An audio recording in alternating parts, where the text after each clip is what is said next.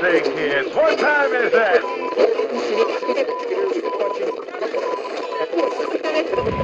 Hey everybody, Keith here from GeekTime TV, and I hope you have found shelter from the storm. I get this crazy weather that's coming across the entire country. We got snow in California. Actually have snow here in the Northeast.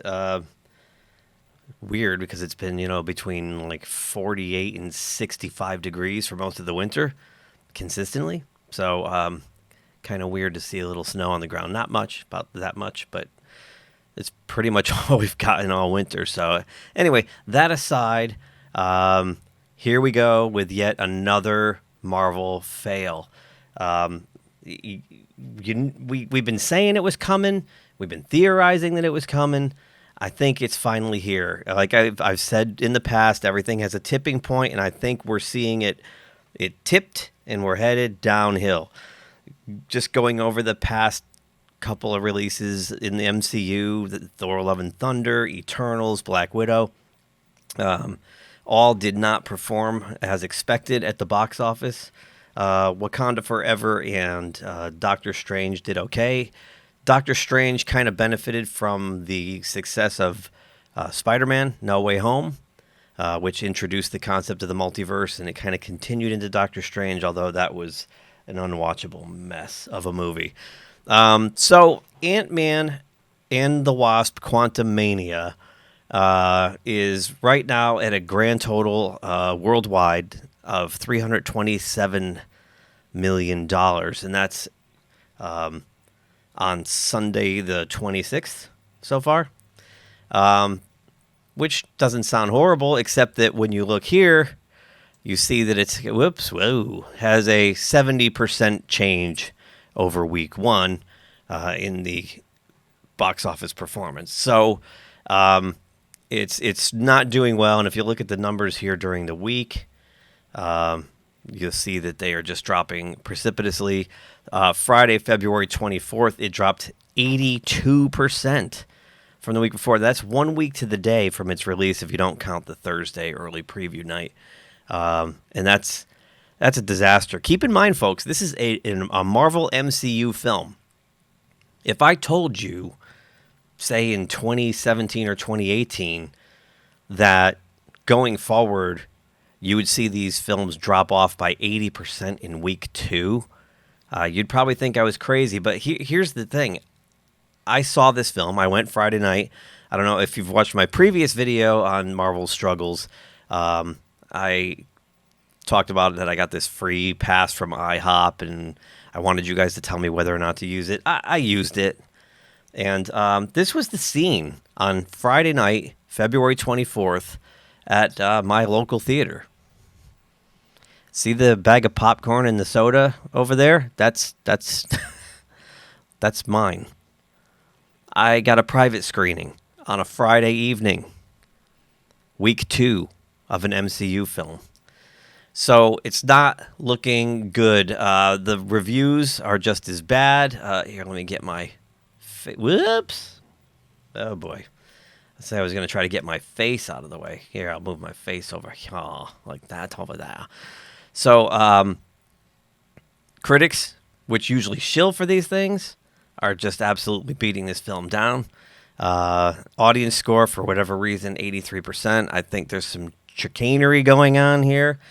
Then again, you have a cross-section of Marvel fans that just refuse to accept the truth that there's been an incredible decline in quality of storytelling, an incredible decline in the direction of the films. I'm talking about the director's vision and the ability to direct these films.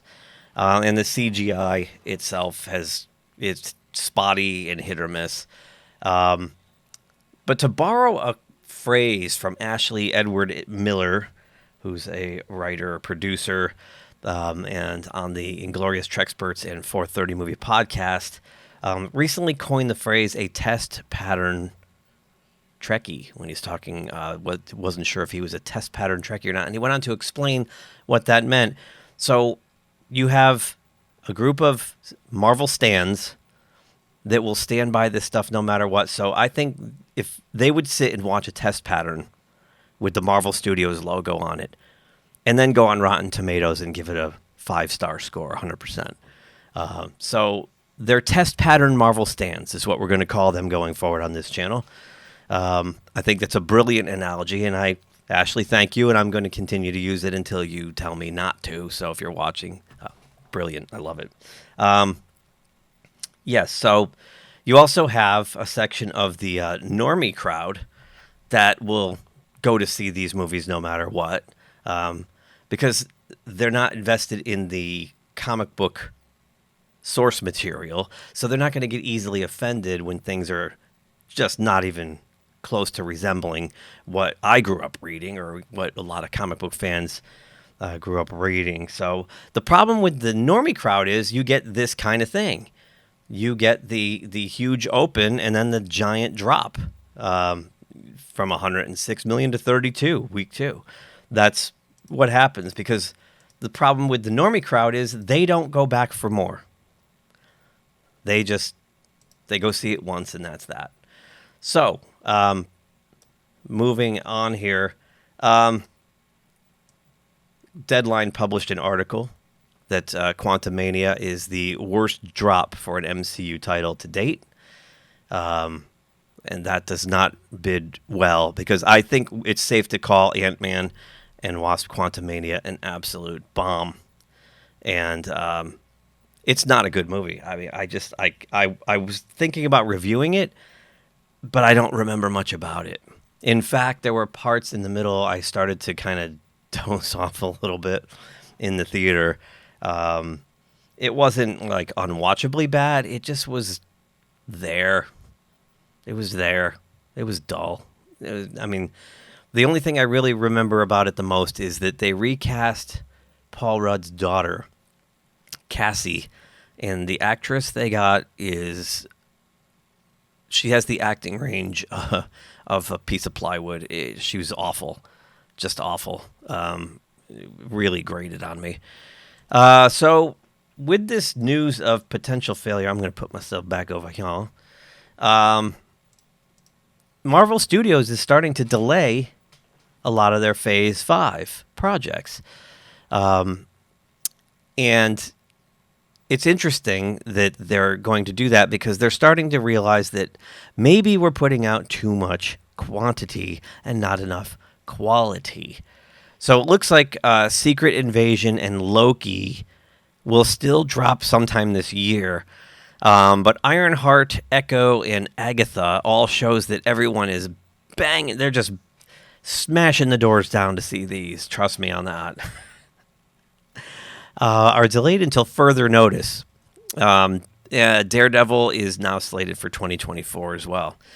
So, and the upcoming film, The Marvels, which is basically Captain Marvel 2, not with Captain Marvel as a co-star in her own sequel movie, has now been pushed back as well. So I think it's November it's slated for now. So anyway, I think we're in trouble here, folks. I think that we're finally getting to the point where Martin Scorsese and others predicted years ago that superhero fatigue might be part of it.